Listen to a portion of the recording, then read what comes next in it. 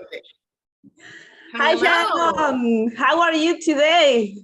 I'm really good. How are you? I'm great. I'm excited. I'm so happy to be here with you in today's video. I'm really happy too, Sarah. It's great to be here.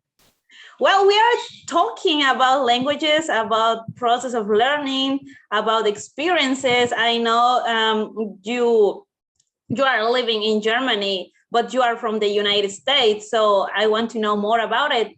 Can you introduce a little bit about yourself, please? Sure, of course. Yes. Well, I'm originally from Los Angeles, California, and I met my German husband there over 30 years ago. And he always told me when we were dating that if he ever had a family, he would want to live in Germany and raise his children. So when we decided, yes, when we decided to get married, I just said, okay. I have And here I am. Mm-hmm. Yeah, I was 30 years ago. And so we raised our children here in Germany, and they're, of course, bilingual, American and German. And they live here right now. But yeah, my family's here now in Germany. And how many languages do you speak? I speak two. I speak English, of course, and also German because I live in Germany, and a little bit of Spanish. Poquito. Poquito. So how was your experience learning German, sorry, when you get there? I mean, when you get to Germany, you spoke German before? When I got to Germany, yeah, well, I took a course when I knew I was going to get married, and we were coming here to meet my husband's parents. They live in a little village in outside of Ulm, where we live now, and they speak Swabian. So I had to take a course so that I could communicate with them because they didn't speak any English. So in Los Angeles, I took a course at the Goethe Institute, and it was really fun because it was hands-on learning and learning about the foods and the culture, and really fun. So I did that course, and I came to Germany, and I still didn't understand them very well, but we used our hands and feet, and we managed to communicate pretty well. After what time do you spoke German when you get there? I think it took me several years. It's an ongoing project. I'm still improving my German all the time. German is a very difficult language, especially the sentence structure and the tenses, knowing what to use and the articles. So it's always a challenge to get everything in the right order in a perfect kind of way, which I don't do. I'm not really trying to be perfect anymore. I just do my best, and I communicate obviously well after 30 years in German here, well enough. And I really enjoy speaking German every day.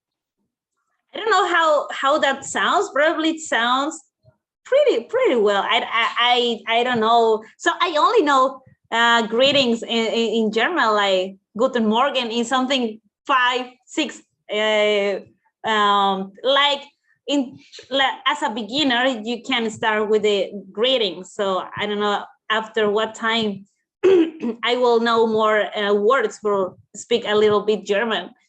Exactly. I think the most important thing is if you can make a visit and like go to the country where you want to speak the language, and you'll be surprised at how quickly it happens for you, that you pick up words and you start communicating, even though it's not perfect. And I think the people in Germany, as in any other country, foreign country, if someone tries, with a few words, that's really important because it shows that they care to get to know their culture. They're not insisting on speaking English, and they're using their few words to communicate that they know in that language, like German, for example. So if you come here and speak a few words, Guten Tag, Guten Morgen, Wie geht es Ihnen, Wie geht's, you have a few words, then you can really immerse yourself in the culture, and it will be fun. It will be much more fun than if you don't have a few words with you. So exciting. I want to know more about what do you do for a living? I mean, how has been your experience as an English coach? Yeah, well, I started out, I was a fitness instructor here for 13 years, and I got invited to help some apprentices at a pharmaceutical company improve their conversational English. There were about 18 of them, and they were 16 years old to 17 years old.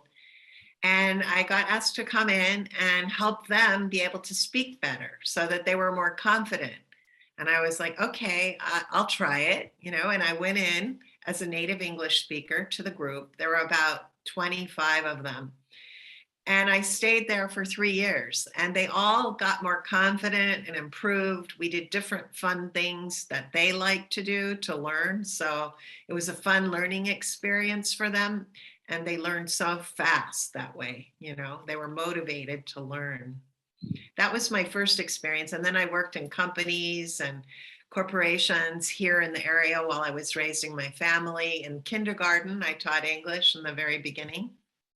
And then I evolved into a neuro language coach and began an ICF life coach. Mhm. And I began combining the two into communication coaching, which is what I do today. I help people discover their voices and increase their confidence in how they communicate with each other. So that's kind of a different kind of branding that I'm doing now. I'm also an author of a book now. So I'm really enjoying working on marketing that and writing. I'm writing my second book now. That's exciting. Yeah. In So English. exciting. The second book. I didn't know that. This is a good news here. Yeah. Yeah. And I have some wonderful people who are using my book now all around the world. And that's pretty special because when I see it in Mexico or I see people reading my book in another country and appreciating it, it's about healing and loss of a pet. And when I see that people really engage with my book and get the message of it, it really makes me happy. So it's wonderful. So another question, Sharon, what is the most difficult part for German learners about speak English or about the learning process? Yes, that's a good question. The most difficult thing for German learners is the idea that they can speak without being perfect. In school, they had teachers. A lot of them had English in school, but their teachers didn't speak English. Most of them only could write it and do the theory. So they were afraid to speak to begin with because their teacher was afraid to speak as well, often. And so they became ängstlich. They were afraid to speak and they got blocked. Although they could write really well, the speaking part was the most challenging. And that's what I love to do. I love to work with the German learners who want to have their voices discovered, their English voice. And it's really fun because they have it all. They just need to get their confidence and their fear removed, and then they're ready to go. And they learn and grow really fast. There are groups in Germany where they can practice their English. Yes, lots. We have here in this area where I live, we have something called a round table. So that meets like once a month at a restaurant and everybody comes and speaks English together. Some are native speakers, some are German, non-native speakers, people from all over the world. And they go to a restaurant or they play softball. That's kind of fun. Or we have a group called Toastmasters, which I'm a member of. It's a speaking group in English. So you give speeches in English and you can practice your language that way. It's just a fun, supportive group, and they're a wonderful resource to practice for non-native English speakers. So if someone go to Germany, they can speak a little bit in German, but also if they can speak English, they can go to Germany, right? Yes, they certainly can. Like most people speak English here and they're happy to speak with you. Probably more so in France than in France, where people want you to speak French. I think in Germany, most of them want to understand you. So if you have a few words of German, as I mentioned before, they'll be very grateful that you're trying to be understood and listen to them in their language, because they can only do the best they can do. If they don't understand English, it's good to have a few German words too in your pocket when you come. In a list. Yeah, right. And what do you think is the most easiest of in this learning process in English? Easiest for German English learners? Yeah. I think the easiest is written English. Like, it's so easy for them. I wish I could write like they write English. I mean, they've learned it. They learned it in school, the sentence structure. Of course, they make grammatical mistakes, but there are more mistakes in the speaking part. In the written part, it seems to be much easier for them. So I would say that's pretty easy for the ones who had it in school. Writing. Okay, and I'm curious about German. When you start to learn German, how was the most exciting? I mean, how do you improve your German? Well, for me, living here, that's how I improve it. To improve something, you have to exercise it. So you have to find ways to use it and really practice it. So for me, living here, it's easy because I practice it every day, whether I want to or not. I live here and it's part of living here. I think for people who come and visit, as I said before, it's not about being perfect and being fluent. It's about having a few words to bring with you that you can begin a conversation with somebody. And you can always pick up new vocabulary. That vocabulary is the most important thing when you come to a new country, I think. Having a few words to grow with and communicate with. Do you have some resources for learning German now in your cell phone, like apps or podcasts or something? Yes, I have mostly translation I use, like Google Translation if I need words for a mail or an email, or I need to look up a word to understand a technical term with my client, or I have different, I usually use Google for that. Mm-hmm. But for me, I have Memrise as an app to help me with my Spanish. So that's a wonderful app. Do you know it? Yeah, I know it because I began to study English with Duolingo. With I think the main word for learning, the number one was apple, manzana, for example. So right. There are some vocabulary, and then Duolingo can motivate to learn every day, because if you don't do that, Duolingo reminds you, hey, do you need to study because what happened with you? Something like that. He reminds you every day you don't do something on Duolingo. So does that help you? Yeah. During certain time, I use Duolingo. After that, I decided to practice English to speak instead of only listen. I mean, listen is so important because you can recognize the words, and yeah. But also I needed to speak a little with someone. But I can say Duolingo was helpful for me at the beginning in learning. Yeah, I believe that. Yeah. What I really enjoy seeing about what you do is you're learning on your own. It seems like you've created a way to learn more English on your own, in your own way. And then not only that, you take it to YouTube, you take it and practice it live, like we're doing now. And that to me is the best way to learn a language. I mean, you're going to just make big leaps with that kind of practice that you're getting, and hands-on, without fear. You just kind of do it. It doesn't have to be perfect. And I think that's really admirable, really great. Yeah, it's something like if you don't want to spend money, or if you really want to do it because it's more like a desire. Like I wanted to speak English when last year, so I said, I don't know what I'm gonna do, but I need to speak with English next year. And so you set a goal for yourself.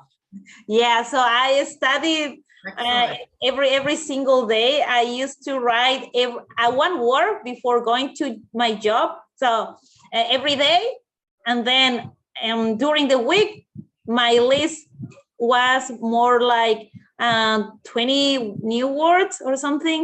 And then Wow. I used to listen to the radio EMPR from Chicago for Yeah, NPR, for National Public Radio. Great great. station. And Yeah. one day someone told me, Sarah, did you understand what is a radio saying? Like, and I said, I don't know, I don't have any idea now, but I can recognize some words. And then Great.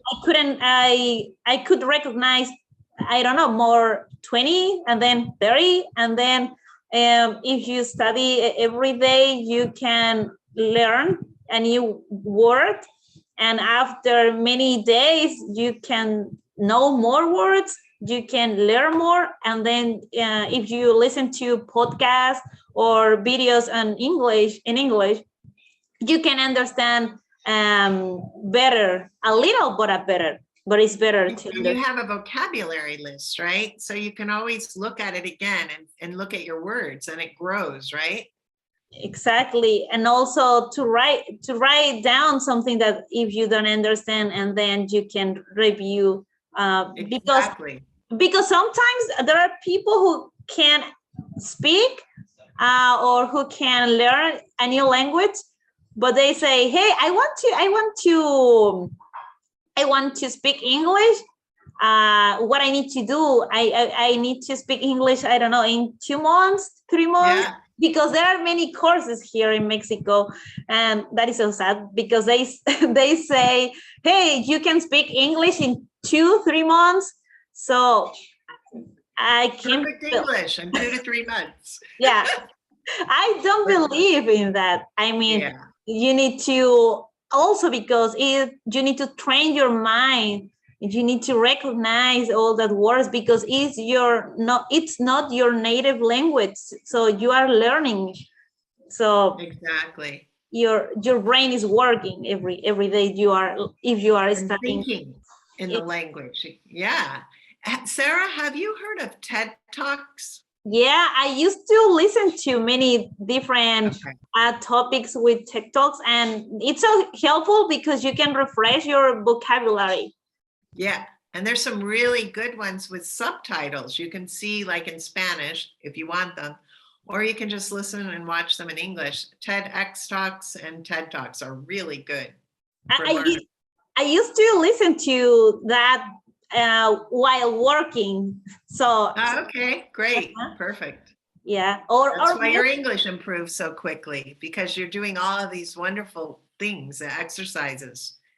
Yeah. It's really great. But something that I want to share now is that after more than 1 year, like 15, 16 months, I can recognize some words in the songs because there are something that I didn't know. In the songs are many. Yeah. There are something like I call links because, for example, in English, I don't know, you know about this, but for example, there are 2 or 3 words. If you put together, the sounds is different. Sounds different. They are links that makes the sound so quickly. Okay, so when you put them together, they sound differently than when they're alone. Exactly. For example, the word we, for example, to say we got a list of I don't know, products. Instead of say we got a lot of, they say we got a lot. So a lot, yeah, a lot of. A lot of. Yeah, exactly. They run together, right? They exactly. And we gotta go. Exactly. That is another one. Like that. Yeah. So that is so interesting, and also is so important. And people who are learning English at schools, some of them, they didn't know that. So yeah, it's confusing. because doesn't always go. It's kind of like the slang or the way that, the dialect of how people say things can change the meaning very easily and quickly, and it becomes a challenge to understand it. What about, have you ever, do you know any tongue twisters in English? No, I heard one, but it's impossible to say it. Even I know there are tongue twister in Spanish, but I can say it because it's hard. I know some people says like if you practice tongue twister in English, you can improve your English. And I said I'm from Mexico. I speak Spanish.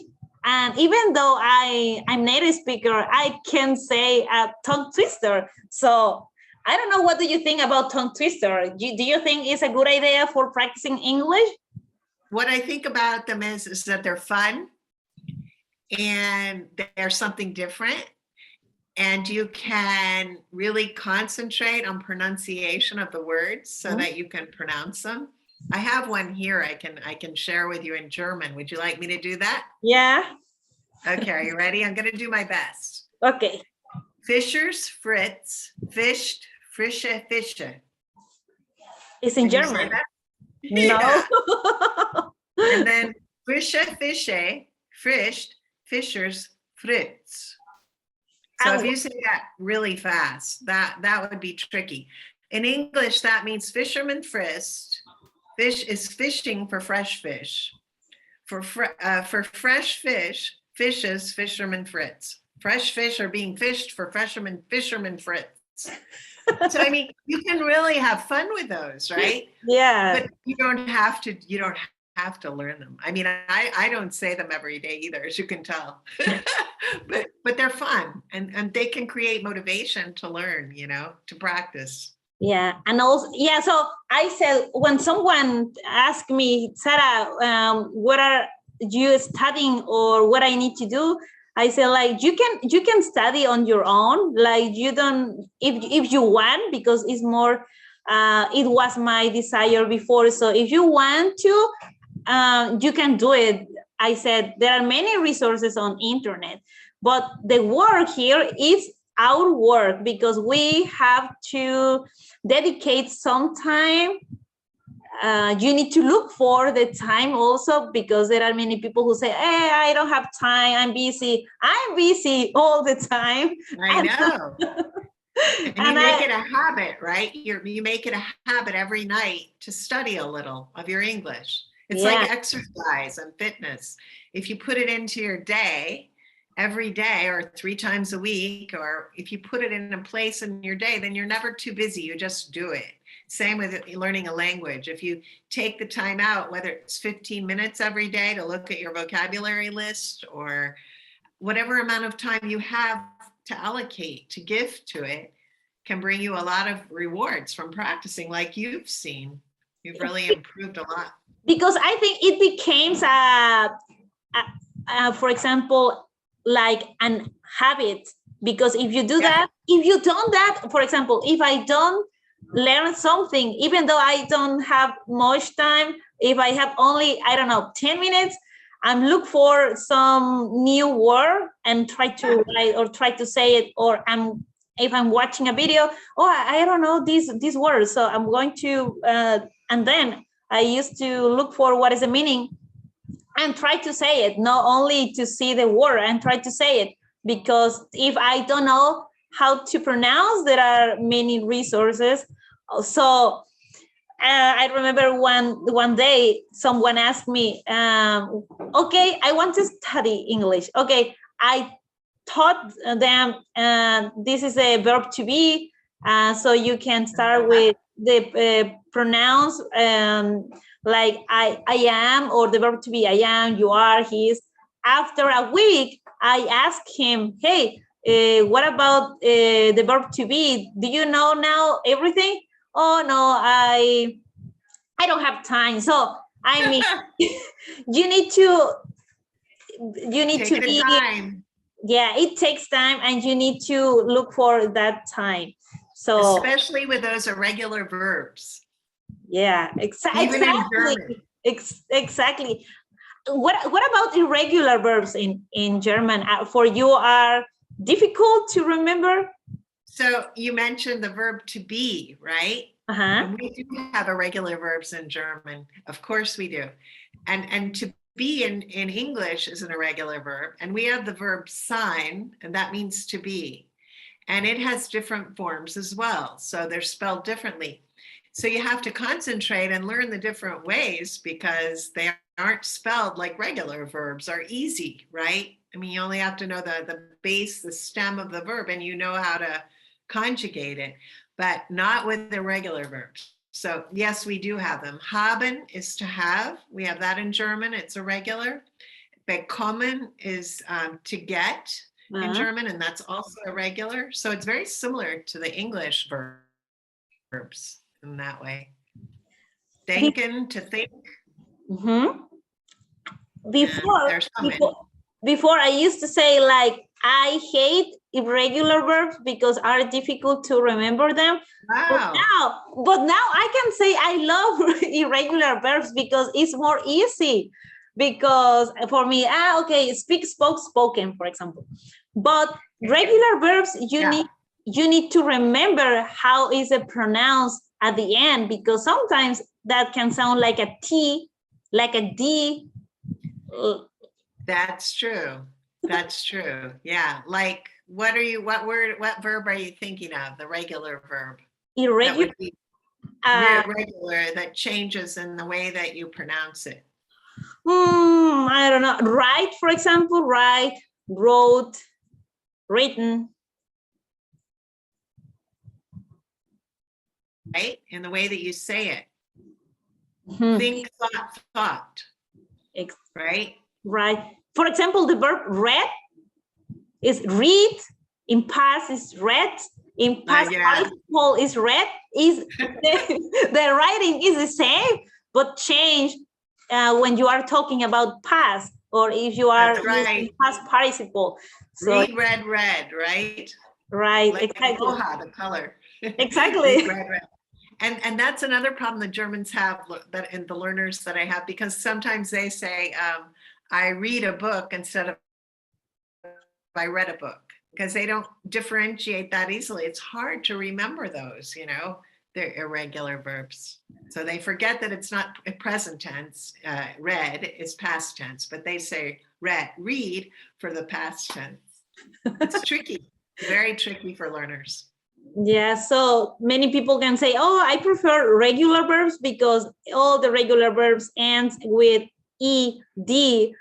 But then I can say no, because do you know how can pronounce them? They say, oh no, I pronounce it, yeah. Yeah, and now you know, right? Yeah, so there are many things that you can discover on your own, and you can ask someone if you need to help, but the work is with you, and the things, all the things that you need to do, it's on your own. It's your decision if you want to practice, if you want to speak, depending on you. Exactly. How much do you want to improve in learning this language? Depending on you, it's up to you. Yeah, that's right. Sharon, can you tell us about your book? How about the first book that you wrote? What is it, sure. title or something about it? Sure, I have a new book, and it's called The Magic of Princess Patsy. It's about a rescue dog from Budapest named Patsy. She was found under a snow-covered bush, and my daughter, who is a veterinary student, adopted her and brought her to Germany, where she studies. And Patsy stayed with us a lot, and she's a very special, unique dog. And I decided to write about her because she brings smiles wherever she goes. She looks a little funny in the way she walks. She looks like she has vampire teeth and kind of waddly, and she loves people. I mean, she just emotes this feeling of love and joy. And so I decided to write this book because Patsy has a heart condition, and her prognosis is not very good. She won't live very long anymore. Wow. Well, that was the prognosis. That's what they told her. Mhm. Told us that, so she is better. But I wrote the book for my daughter to help her heal about her losing Patsy one day. And I wanted to bring the message to other people when they lose a dog or lose a loved one, that we always keep our loved ones in our heart. And that's what Patsy has done with her kingdom of Princess Patsy. She's kind of brought them all together in her heart, even though she can't be with each of them all over the world. She's traveled quite a bit, so she has friends everywhere, other rescue dogs and people that she loves. And she wanted to bring them all together, but she couldn't. So what she did was put them in her heart, and that was the most, that brought her the most joy and brings everyone else joy as well. So there's a lesson for us to learn there too in my book, and that's kind of what I wanted to share. That love is in our heart. We don't need the person right here beside us. They'll always be alive within us. Exactly. It's a huge message also for all the people who are learning or reading that book. It doesn't matter if you are a children or if you are an adult, you can read it. If you're a child or adult, and that's right, because really it's more for, I think it's more like it's from age 4 to 100 plus. You could be 100 and read it, or you could be 4 or 3. But it's hopefully the pictures are nice for children to look at, and the idea of love and healing and getting over the loss of a dog. It takes a long time sometimes because we're very close to our pets. And I really appreciate that Patsy is her book is traveling all over the world. So that's pretty exciting, even in Mexico, to a book club. Thank you. Yes, I decided to do that because I want to also teach people or children who are learning or want to learn English to motivate to learn more. And also it's wonderful to learn English through your book. Thank you so much. Yes, Sarah. I mean, I want to tell you, the way that you're improving your English is amazing to me, because you're so brave to ask about how do I pronounce these words. I don't think I've ever had learners ask me, how do I pronounce a word? They never ask me. Of course, I offer it when I'm with them. Probably they are afraid, or I don't know, because I have always the same question. Every time I study, I need to know how need to pronounce every single word, because if you can pronounce a word, you can pronounce a text or a sentence or something, or even a book. So it's necessary.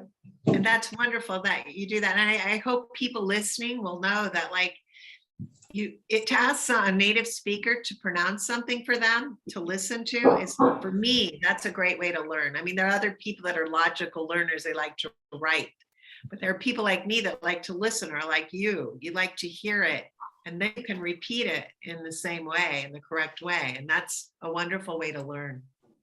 Yeah, it's better to listen a real person instead of Google Translator, because you can type on Google, but I prefer human voice instead of Definitely. I've helped you a few times with those pronunciations, and I was always very happy to, because I thought that was very unique, and it's a great way to learn. You've maximized all of your learning ways, your styles. It's really fantastic. Thank you, Sharon. So, do you want to say something more? I mean, do you like to invite people to study a new language, and why? Definitely. I would invite people to not only learn the language, but also to connect with people from the countries where they're learning the language too. Because I think the connection and communication and relationships and friendships that you can have going to different cultures opens up the world in a way that most of us never see, because we stay in our country, or with the pandemic, we're not traveling as much. But if you can take your words, a few words of a language, and immerse yourself, go to a country and be part of it, and try to pick up more words and communicate and connect. There's no other feeling that I've ever experienced in life that brings me like total joy. I love that. I love the intercultural connections and meeting new people from different countries and eating new foods. It's the whole gamut. It's really fun. And also, do you want to share something else before this interview is gonna end? I want to thank Sara for this wonderful interview and for being brave enough to come on here and speak English with me. I think it's like amazing, and keep up the great work. Thanks for having me. Thank you to you. I really appreciate your time. Thank you so much. And I hope to interview another time talking about other topic or even more about your book. Definitely. De nada. We'll do another one. Yeah, de nada, exactly. Gracias, muchas gracias. Bueno, muchas gracias, Sharon. Nos vemos la próxima vez. Okay, adiós. Adiós.